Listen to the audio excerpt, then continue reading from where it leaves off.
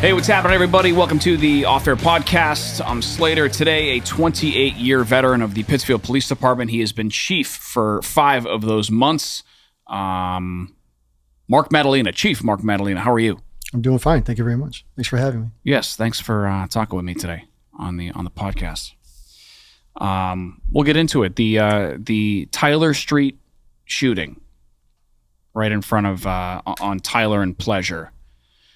Got a 35-year-old guy named Terry Martizna who is wanted for this the homicide of 29-year-old Justin Crawford. Do we know where this guy is? We do not at this time. We're working on it.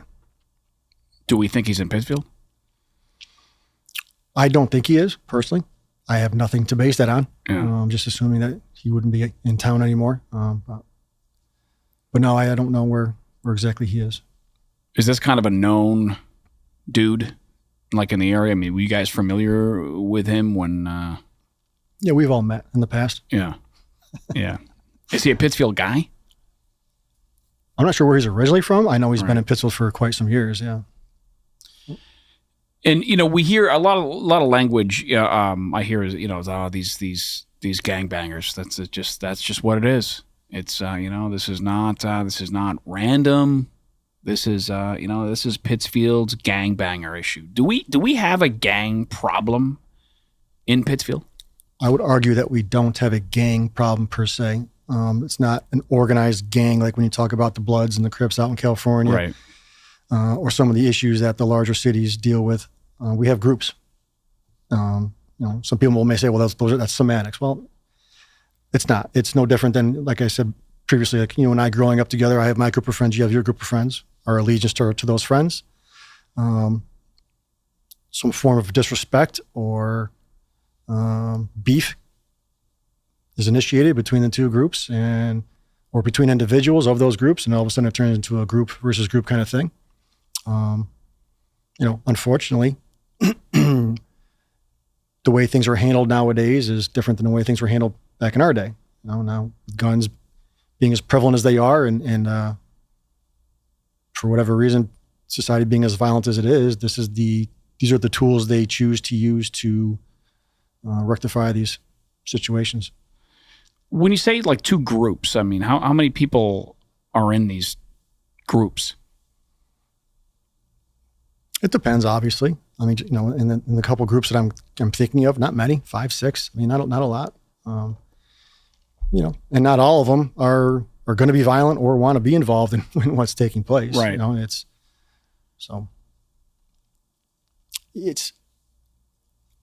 We talked about this off air.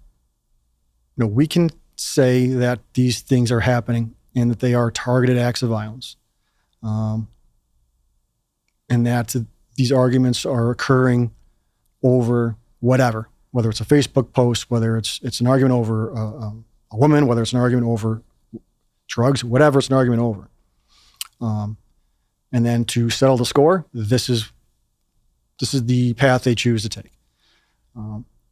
Having said that, just because I sit there and say that these are targeted incidents, I understand that those words will fall on, to some degree, deaf ears. Because being a father and having a family, I can sit there and say that, but it doesn't necessarily make people feel better that the community is safe, right? Right. This guy goes to Tyler Street, right next door to a very busy ice cream shop, and opens fire. We can all be real about it and be very thankful that things didn't get a hell of a lot worse than what they were. Thank God and appreciate the fact that didn't happen.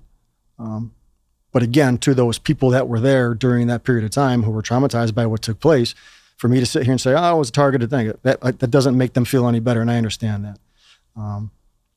But all we can do is understanding why they happened, explaining why it happened, to try to make the community feel a little bit better in regards to what took place and why it took place, right?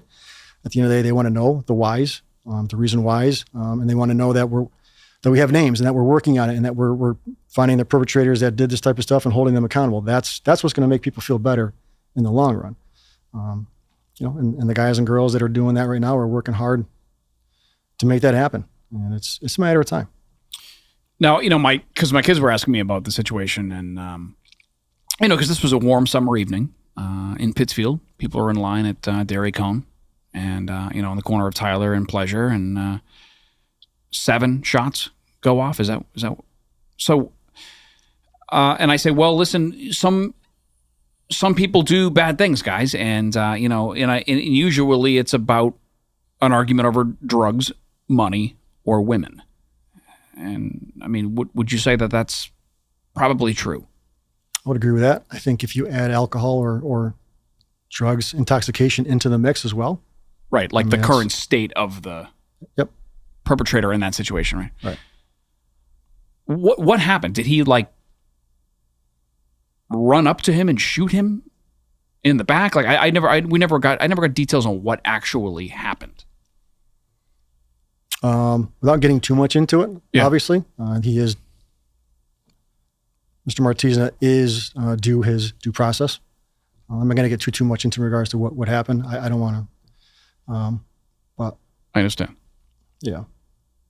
So you can't say anything further than that. I'm sure I can. I just would rather not. I don't want to. That's fine. Jeopardize anything at this point. Yeah, that's fair enough.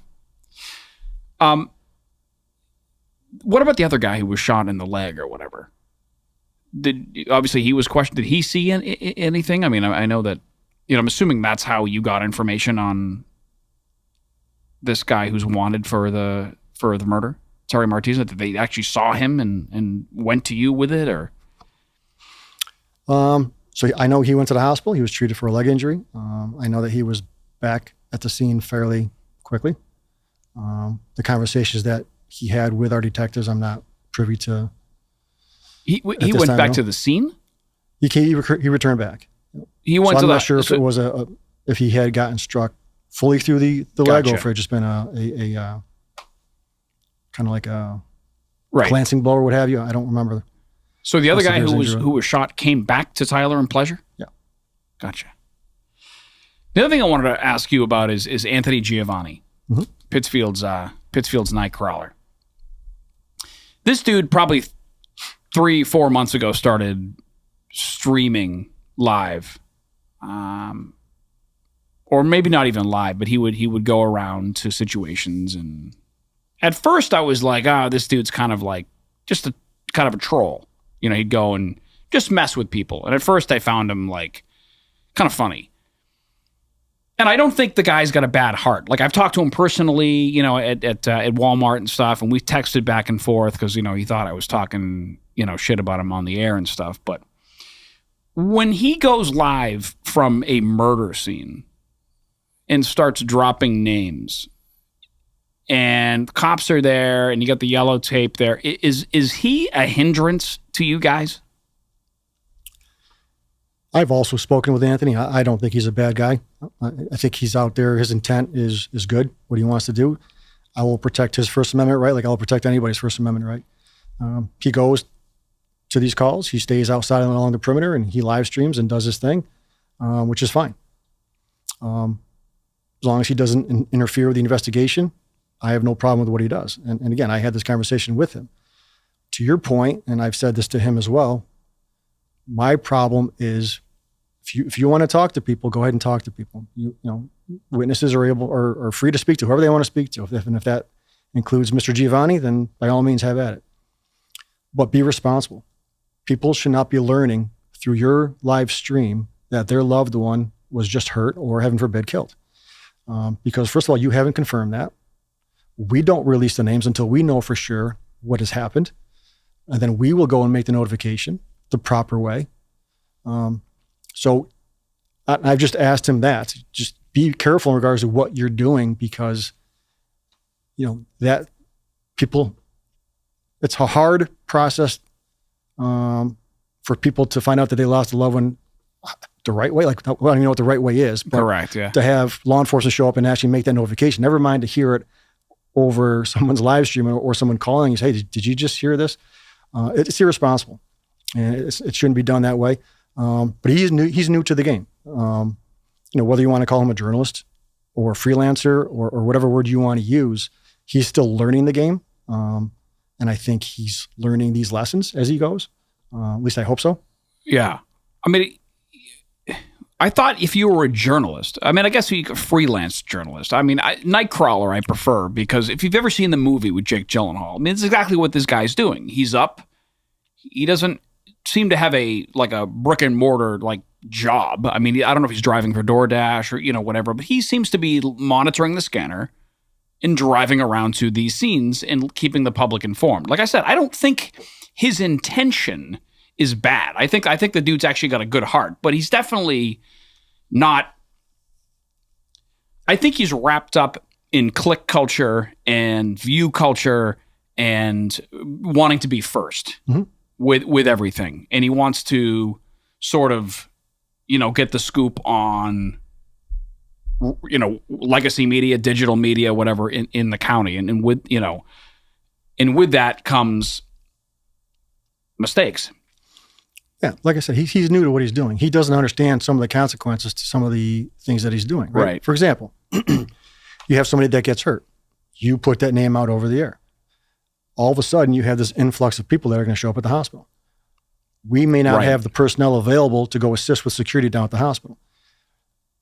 That's why, everything's a process. So if we know we have to make a notification, we know that may result in an abundance of people that are going to show up to the hospital. Well, then we have to prepare for that as well, whether it's contacting the sheriff's department, MSP, whatever we have to do.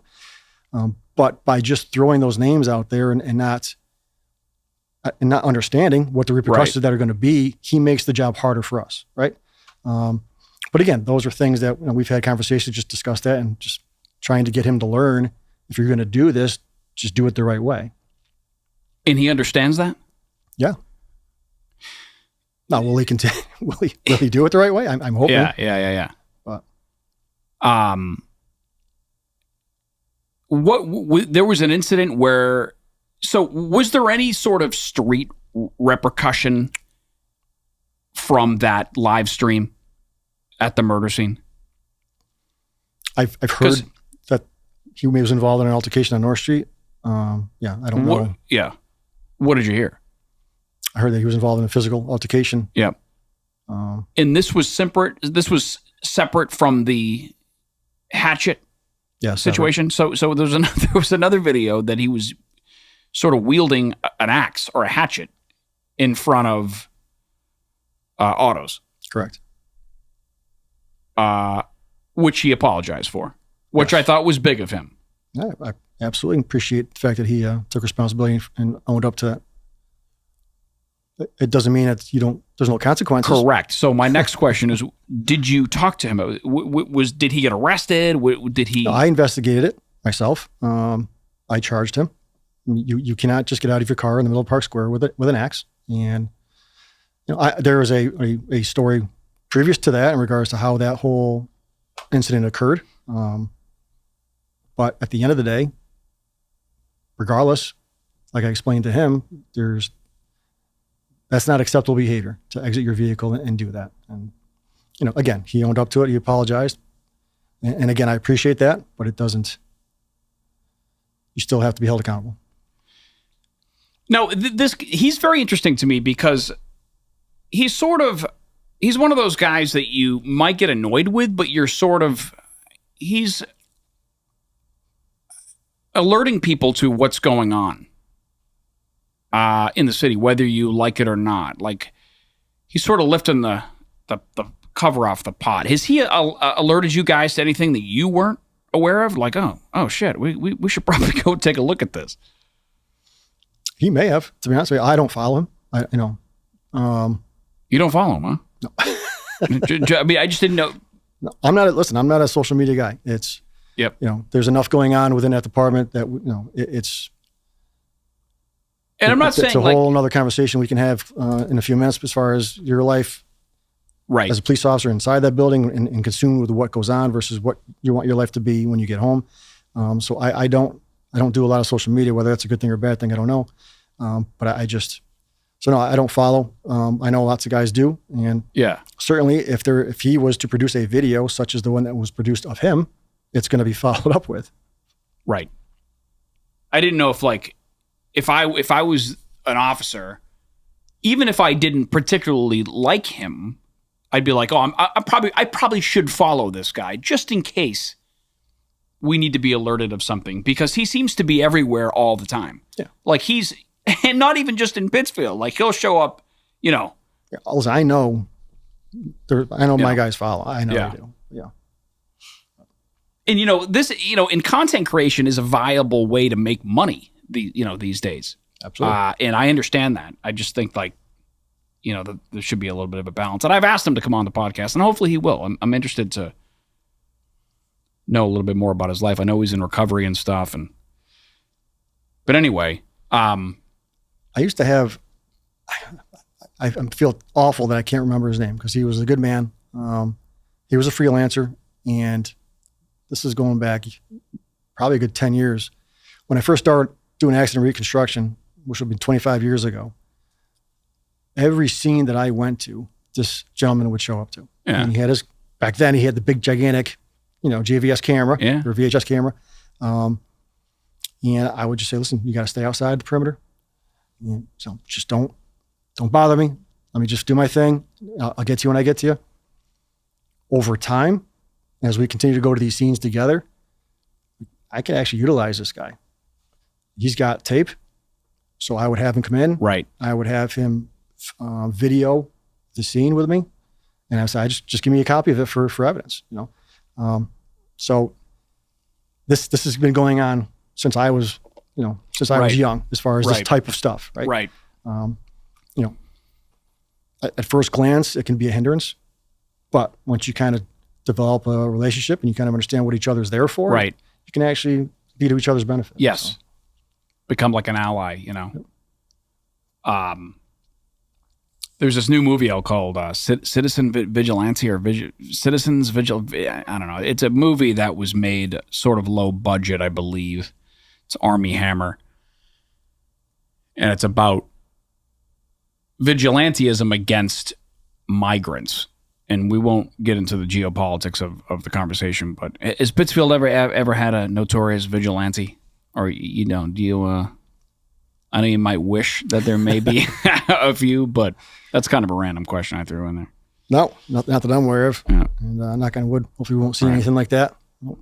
So we've got a night crawler. We don't have a vigilante. Oh, I know. Okay. Community policing. All right. Where is Darren Derby? Where I know that, this guy was present on social media.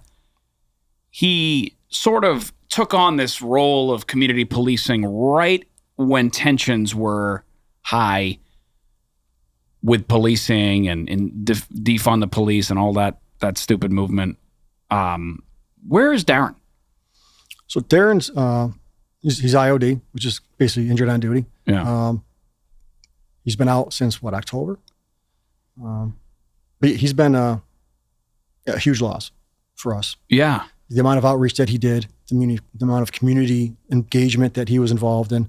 I know it's sorely missed through the community, and we sorely miss it as well.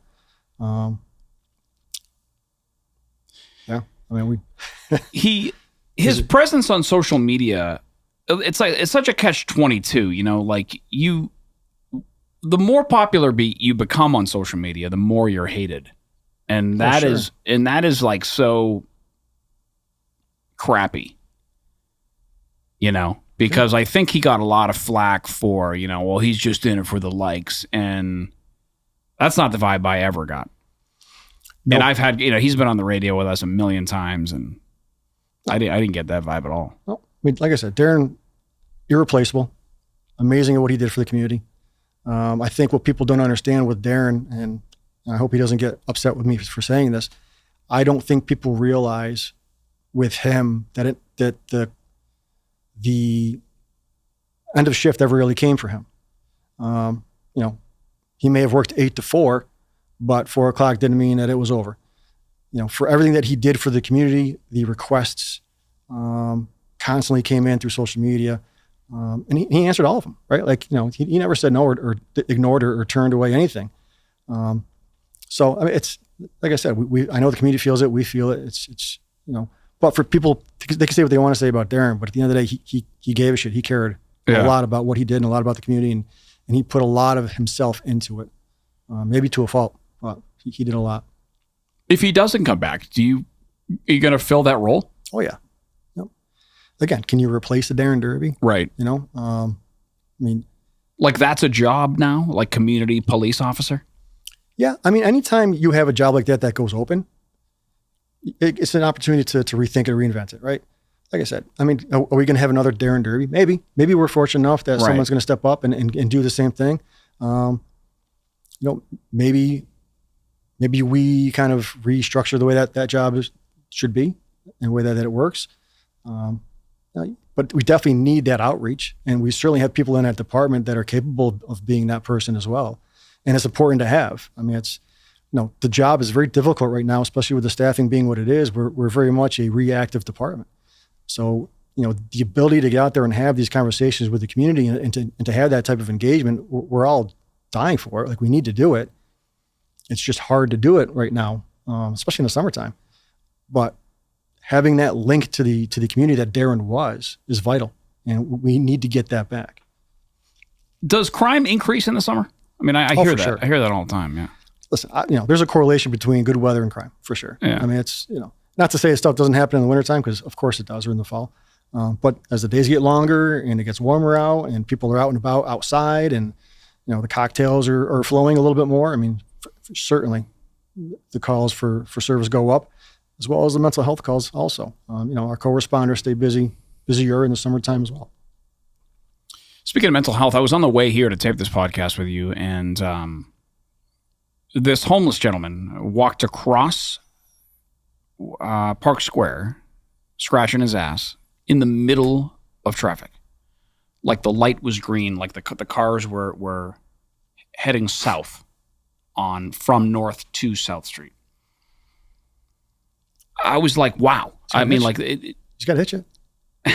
No, I'm talking about the hindrance of traffic, yeah. Have you seen any... Is that still I know that was a big deal around here for a while. You know, it's not illegal to panhandle, but it is illegal to be disruptive to... You know, is that situation resolved itself? Is it status quo? I mean, it sort of disappeared from the headlines. Because this guy was walking across a lane of traffic while the light was green. Yep. So people were stopping. I mean, jaywalking, he shouldn't be doing that. Yeah, I mean, jaywalking. That's the word I'm looking for. Obviously, I mean, you know, whether or not he understands the rules of the crosswalk, I don't know. I mean, if there's a crosswalk that's controlled by a signal light, you got to press the button and wait for the little guy to light up. Well, he had a sign in his hand, and like this guy looked like a regular. He wasn't. This wasn't a one-off. Right. But I think we're all, as a community, we're used to seeing it now. Yeah. We understand that it's their right to do that.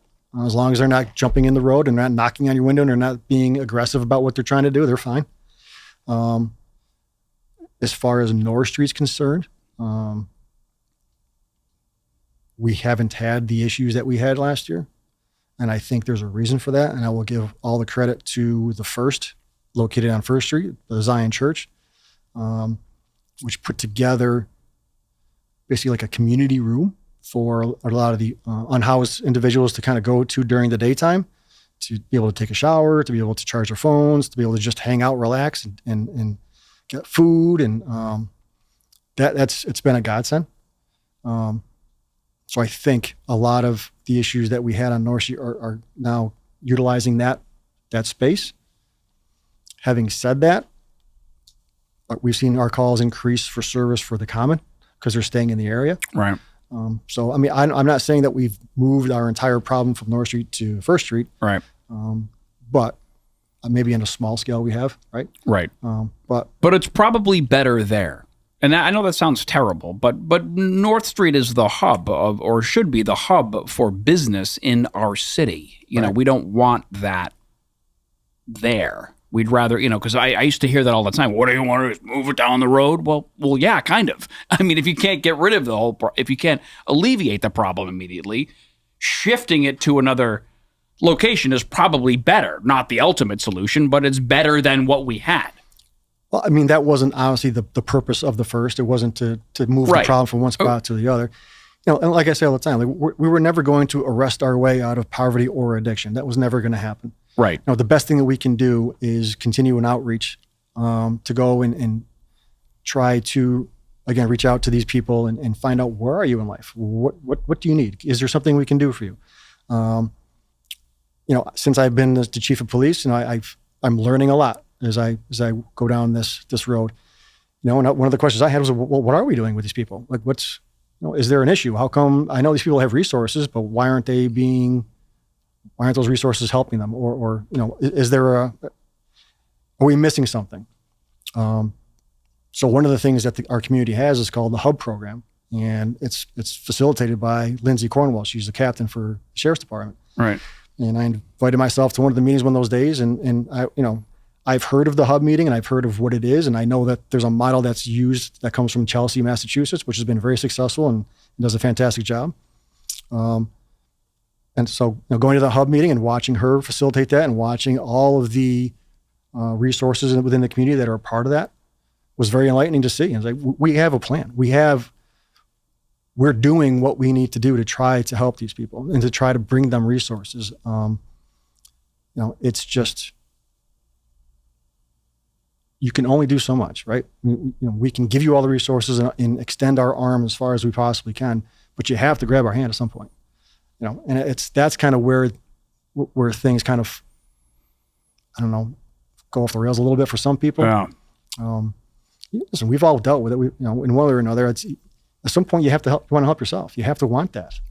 Do you follow national politics at all? Did you get the Los Angeles mayor's race? Did you get into that at all with Spencer Pratt running against Karen Bass? I was familiar with that. Yeah. Spencer Pratt, the reality show TV star from the early 2000s, was deadly serious about running for mayor. Fell short.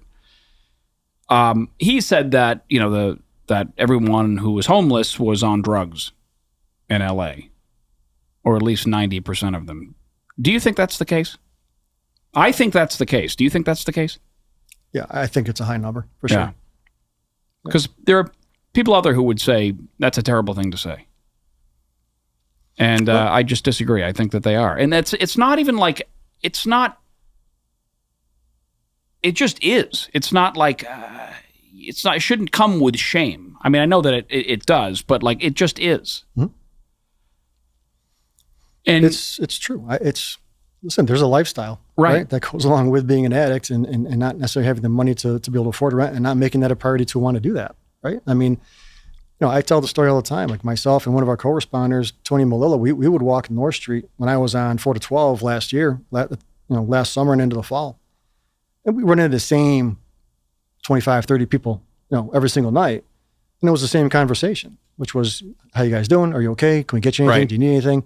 Tony would have his handful of pamphlets in regards to the resources and phone numbers and people's names, just to say, hey, listen, if tomorrow is the day that you decide that you want to change your life, here's a piece of paper with all the information that's on there, and you can call either one of us, and we will gladly hold your hand and walk you through the doors to the Breen Center or wherever you need to go to make that happen and to take that first step. I don't think anybody ever took us up on it. Right, of course, but, yeah. When you're walking, you're having these conversations with those people, and you start having, after a couple of weeks of them becoming familiar with you and they're more comfortable having conversations with you, the conversation turns to be a little bit more honest. And there was a couple of the girls that were, our night walkers, and I know what they're doing. Why do you do this? Why can't we get you some help? Right. And the answer is, I know what I'm doing. I know what the consequences are. I know the danger that I'm putting myself in.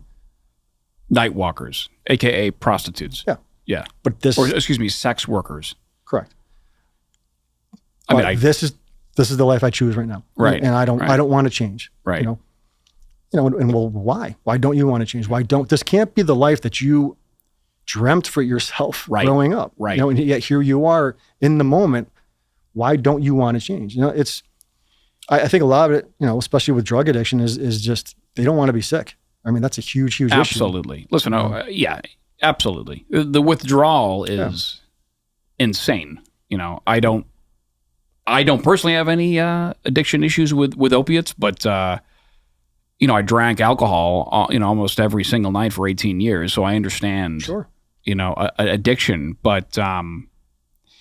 Yeah, nobody wants that pain, but I mean, but unfortunately, like that's the only thing that it's going to take. Like you have to. Sometimes these people need to be forced into treatment. I know that it sort of interferes with their rights, but like that's really what needs to be done. We need to throw you in a room, and you need to detox, and then sort of, you know. And I know there's all, you know, other ways with medicine and stuff now, but right. Yes. So I mean, you know, and we did that last year a lot. You know, when we were at the peak of some of our issues on North Street, especially with the open containers. You know, the courts were good and probation was good working with us. If you had repeated arrests for individuals that were continually drinking on North Street and you could show a pattern of, you know, alcoholism, then they would what's called a Section 35, which is place them into a rehab. Right. And yeah, to your point, that's great. That gives them a respite that allows them to sober up, and you're hoping during that period of time of sobriety that they choose that lifestyle. Now, you know, and I know that I don't know, I don't want to put a number on it, but a high degree of the time, it doesn't. They come back and they fall back into the same cycle that they were in for various reasons, and I understand that. But again, that forcing of people into recovery, I mean, is it a good thing? Because if they're not asking for that help, if they're not reaching for it, if they haven't gotten to that point in their life where they're like, yeah, I need this, what are we doing? I mean, I'm not saying we shouldn't do it. Yeah. Because again, there's a small percentage of those people that are forced into some type of rehab that come out on the other side and have a successful life. Unfortunately, the majority of them don't. Yeah. So it's always worth the try. I mean, don't get me wrong, but you know, we also know that the relapse numbers are high for people that come out. There is a new program, and I'm going to just kind of skim over because I don't want to not give it its proper, give out the proper information. But I know that the mayor, with a lot of the opioid money that he has gotten from the state, is working with the Breen Center. And again, I'm horrible with names, but there's a new CEO with the Breen Center. Yes, I read that. Yeah. And there's actually, if we can get them to go to the Breen Center, there's a shot that they can get. Yeah. For people that are, if I'm not mistaken, that are addicted to heroin, that can help them with the withdrawals. So it's a matter of, again, reaching out to these individuals, giving them the information that they need, explaining this process to them, getting them to that facility so that, again, they can get the information that they want and see if that's something that they'd be interested in doing. You know, there was fentanyl, then there was carfentanil, then there was xylazine, then there was trank. It was always like this next big thing of like potency with opiates that they're cutting into drugs, whatever. Are you seeing any, I mean, are we status quo with that, or is there any increase of new drug on the street in Pittsfield that's just like, you know, horrifying? I mean, knock on wood, up to this point, as far as I'm aware of, I mean, the drug guys would know more than I, but I've, you know, it's still the heroin and the fentanyl that we're dealing with at this time that are the more prevalent uses going on. You know, there's a question on the ballot coming up in November to repeal legal recreational cannabis, if you can believe it. I mean, Massachusetts voted in 2016 to legalize it. It's become a big industry here in Massachusetts, locally as well as the Berkshires. Medical marijuana will stay the same. It most likely will not be repealed, legal cannabis, but I mean, I don't know if are you pulling a lot of people over? Or I know you're not, but are your guys pulling any people over, any increase of like driving high marijuana? Like since the law changed? I mean, no. Again, this is my first 4 months as being a chief. Prior to that, I was still in patrol, even though I was a lieutenant. So I mean, I was pulling over a lot of cars a year. I mean, was there an increase once we legalized marijuana in regards to OUI drugs? Yeah, there was. Yeah. I mean, was it significant? I would not around here. I would argue. Right. Maybe in other parts. But I mean, I'm not sure what the argument is to now make it illegal again. I don't know where that's coming from. The group is actually, it was funded by a group that doesn't even live in Massachusetts. And they're saying that the potency, they didn't realize the strength of the potency, or, you know, the addiction, the young people, you know, all the stuff that, you know, driving while high, all that stuff is not good, and we want to reverse it. And if we can somehow get Massachusetts to reverse it, that'll be the Everyone will sort of fall in place after that. Again, it is going to be on the ballot apparently though in November to repeal legal cannabis. It does not expect to pass. I don't know. Listen, it's like smoking cigarettes at the end of the day. I mean, are there benefits to it? I guess there is. I mean, if there's some scientific evidence that it's good for glaucoma and anxiety and certain stuff, I get that. Medical is fine. I mean, medical will, like I don't personally have a problem with recreational cannabis. I don't use it myself just because I have an addictive personality. So I started using the gummies. Next thing you know, it's 4:00 in the afternoon. I'm like, let's have a gummy. From a law enforcement perspective, the onus is going to fall back on law enforcement now to enforce the laws in regards to possession of marijuana. So it's still going to be out there. It's just going to be on the black market. It's not going to be regulated in regards to how much THC that's involved in there. This is a more controlled way of doing it. It seems like a safer way of doing it as far as people that want to use it recreationally. I'd have to listen to both sides of the argument to get a better understanding of why they feel it's necessary to make it illegal again. Maybe I'm missing something. But I think that train has left the station, and I don't think it's coming back. No, I agree. Swatting. We first heard this term, I don't know, somewhere years ago when, celebrities in LA would get swatted, meaning like someone would call the 911 or whatever and fake like there was an emergency, and they would send the cavalry, police, fire, SWAT team or whatever, and they'd get there and there'd be no emergency. It happened in North Adams recently. Yep. Adams. Adams. I'm sorry. Yeah. On Summer Street. Yeah. Mm-hmm. I saw on Facebook a Facebook friend. She said that she was terrified. She came home and there was a bunch of police and fire at her house and there was nothing wrong. And somebody in the comments was like, "Oh, it looks like you've been swatted." How do you deter something like that from happening? Because that is terrible. Like, just this was like beyond a prank. Like, I'm all for pranks and trolling and all that. I mean, it's funny. Some of it's very funny, and I get it. And people have to lighten up in life, but like that's not funny. Like using resources like that is like, it's just not funny. It's immature. Yeah. I don't know what other word to use than other to say that. So if you catch the bastards, yeah.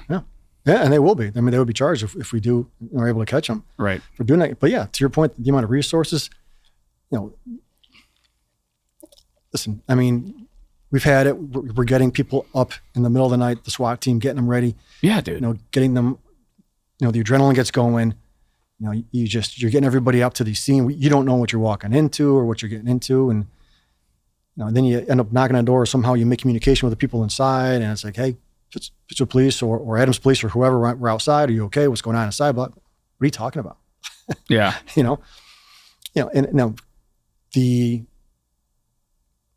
I don't want to say inconvenience because that's a crappy word to use, but just the disruption to the neighborhood to see that, and the fear that's built up and the anxiety that's built up within the neighborhood because all of a sudden you have this mass police presence that's there. It's for what? What did you prove? What did you do? Right? You showed that you could take all of our resources away from one particular area and put them in another area that didn't need them, leaving the rest of the county susceptible to whatever. Just hang toilet paper from a tree. Really. Yeah, I don't get it. Back in the day, Maddalena, Chief Maddalena, used to hang toilet paper from a tree. Now they call the police and send them to your house in the fire department. I wanted to end on the 4th of July parade that's coming up. There's no fireworks in Pittsfield this year. How do you feel about that, honestly? From a community standpoint, I'm sad for the community. Yeah. From a law enforcement standpoint, I'm not upset about it. Yeah. Because it's a lot of work, right? Not only do we mandatory pretty much the entire police department to work the parade. That's in addition to all of them working their regular shifts. So the midnight guys have to stay and they have to work the parade. We'll steal guys from the day shift. We'll leave some guys available for calls, but we'll steal some guys from the day shift. All the 4 to 12 guys will come in at 7:00 in the morning after having worked until midnight, and they'll come in and work the parade as well. Detectives, drug unit, everybody's there. It's an all hands on deck. So they'll all be there till 2 or 3 o'clock in the afternoon until the parade gets over. And then we will for the fireworks, we'll force 5 or 6 of them to come back for the fireworks annually to work. Which, I mean, at the end of the day, it's for the community. It's for Pittsfield. So, it's not a woe was us kind of thing. Like, we'll do it. But people have to recognize the fact that these things don't just happen. I mean, there's people that work to make these things happen. But not only that, but traffic wise, it's a large crowd of people. When those fireworks go off and the smoke starts to settle, it gets kind of chaotic in that area. Yeah. So it's just, it's from a law enforcement perspective, it's a stressful, anxious event in a sense, because, especially with kids on e-bikes now and just the amount of pedestrian in the area, you just don't want anyone to get hit. Because again, I don't think people realize just how thick that smoke gets and how much that smoke spreads all over the place. So, from the time the fireworks ends till a good, I don't know, let's say 45 minutes to an hour after the fact, you're just keeping your fingers crossed and hoping and praying that no one's going to get hurt and nothing's going to happen during that time. So again, I feel bad for the community. But yeah, for strictly selfish reasons. Yeah. Right. Yeah. No, I understand. I mean, yeah. The fireworks are a nice thing, obviously. Oh yeah. Memories of my father saying, "All right, let's go on. See the fireworks, guys." It only happens once a year, Yeah. But they'll be back next year. Yeah, they'll be back next year. Yep. In fact, security for like the parade and stuff. How many people go to the parade? I mean, we always hear these crazy numbers like 100,000 people go to this parade. I mean, yeah, come on. I don't think it's 100,000. I mean, not even close. No way. Yeah. No, I don't maybe know. Back in 1988 or whatever. Yeah, back in the day. Yeah. When this was, do you remember when it was broadcast nationally? I've seen the videos. Yeah. But no, I don't have a number for you, to be honest with you.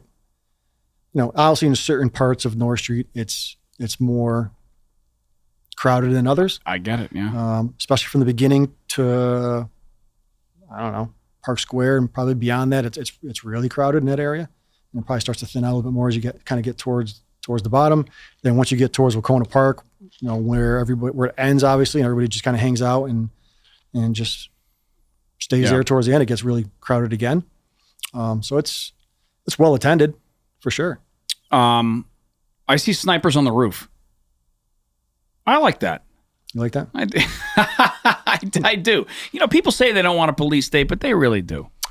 People want to feel safe. They do. Yeah, I'm kidding about the police state thing, but yeah, but absolutely. People want to feel safe. The average American, I think, just wants to pay their taxes, raise their family, and feel safe. Right. Really.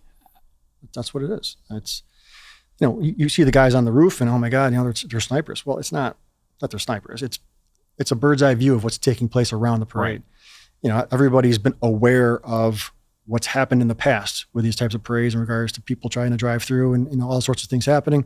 This is the 250th anniversary of our country. It's a special day. Yes. The problem with us out here in Pittsfield is we're on an island. Berkshire County's on an island, right? If you talk to anybody out east, you'll talk to someone who says, "Well, I'm from Western Mass. I live in Palmer." That's give me a break. Right. That's not Western Mass. Correct. Right. So when these events happen, Springfield has their thing going on for the 4th. There's what's it called? Esplanade out in Boston. Yes. That's a huge thing out there, obviously. So the resources are all going to be, state resources are going to go that direction. They're not coming here. So we between us, the Sheriff's Department, mutual aid with whatever departments that we can get to help us out, Berkshire County Sheriff's Department, MSP, if I didn't already say that, that are in the area, like that's all we got. So we do the best we can to cover as much as we can as far as the perimeter, to have as much eyes on the route as much as we can. We'll have drones in the air to keep an eye on stuff, just to keep an eye open and make sure that, it's safe as we can make it for everybody. I lied. I did want to wrap up with the police station. There was some chatter about Morningside Community School being looked at as a potential new police station. Now, I've been hearing this for 10 years in this county. We need a new police station, And at first, I was like, that's actually a great idea. That seems like a great location for, it's right in that sort of area where having a police station would deter, some activity. I don't know how much truth there is to that, but I mean, the old George Carlin joke. I mean, you're not going to have a bunch of criminals hanging around a prison. You're not going to hang around, how badly do we need a police station? We've needed a police station for probably all the 28 years that I've been there. We've needed one since I joined back in '98. I mean, it's right, but it's still existing though. I mean, still existing. We're busting at the seams. I mean, finding different places to put different stuff. Yeah. But in order to meet our needs as a police station in 2028-6, with law enforcement changing as it is, with technology, right, needing to purchase technology and then set that technology up in a certain room, we don't have any more rooms. Right. We've literally run out of office space. If we wanted to create a position, if we wanted to bring a civilian into the department, I don't have anywhere to put them anymore. We've literally run out of space to put people in. The building itself, the infrastructure. I mean, we're not ADA compliant. We don't have an elevator. It's not. The building is not set up for what policing needs today, or since 2000 for that. When was it built? When was it? Well, first of all, how long has it been the police station on Allen Street? Yeah. Yeah. So yeah, all right, early 1900s, 20s, 30s. Yeah, if you go on YouTube and you put in there, building of the Pittsfield Police Department, there's a video that comes up. I don't remember the year, if it's late 18s or early 1900s, but it's on there. And it's amazing to kind of watch how they did it back in the day. But we need a new facility. We've needed a new one for a long time. During the Tyer administration, it was introduced. I know that they looked at a bunch of different parcels back then. There was actually designs that were actually made. And then it kind of went by the wayside. I think Taconic probably took precedent, if I'm not mistaken. I'm not sure what kind of fell off the rails at that point. But you see these communities that are building these public safety complexes, whether it's Lennox, Lee's building theirs now. At the end of the day, because I know PFD headquarters probably isn't too far behind us as far as needing a new facility at some point down the road. It would be nice to be able to do that. I don't think that's in the cards for Pittsfield. I mean, obviously, we're looking at building a new Conti, or Crosby rather. Right. I know money's being looked at right now to refurbish PHS. So, to build a brand new police station, or even a public safety complex is probably not going to happen. Right, like Lennox or Williamstown And I get that, I understand that. So I'm open to the idea of Morningside. I think there has to be a lot more conversation moving forward in regards to how that's going to work and what it's going to look like. One of the things that I've always said from the get-go is, if we do this, just leave the gym alone, because I think that basketball court is our connection to the community at the end of the day, whether we do a police athletic league or have open gym hours or just, I think that, we talked about community outreach and engagement. I think that could be awesome. And if we utilize that the right way with the community, it would be a great thing. I've been through the building a couple times, not recently, but I would need to walk through it again and just kind of say, okay, well, how could we set this up? Right. What is it going to look like? What's it going to cost to make it an actual functioning police department that's going to meet our needs? And of course, what's the community think? It's great for me to sit here and say, well, we need to build a new building and we're busting at the seams, but we want a place that the community is going to support at the end of the day as well. So it's, all those conversations have to take place. All those things have to be worked out. And we're not close. Right. The location matters. Yeah. I mean, you can't have a police station on a William Street, right? I mean, it's just not, that doesn't, like, it's supposed to be central. Yeah. I mean, it's ideally, you want it as central as possible. There had been talk, I don't know, years ago about the old Silvio County archive building. I'm not sure. Oh, on Dan Fox. Yeah. I mean, my God, that's way out of the way, dude. Yeah. Right. I mean, this is for response time, right? Yeah. I mean, it's, at the end of the day, you shouldn't be responding from the department. I mean, you should be responding from the area that you're supposed to be in. But to your point, guys have to go to the station at some point. I mean, whether you're picking up paperwork or you're dropping off, arrests or what have you. I mean, so there is, as much as we try to limit it, there is response that occurs directly from the police department. So you absolutely want that to be somewhere within the hub of the city. So, right. All right. So location wise, it makes sense. But we'll see. All right. Chief Maddalena, you said it all. I appreciate the time. We appreciate it. Yeah. Good to see you, man. Thank you very much.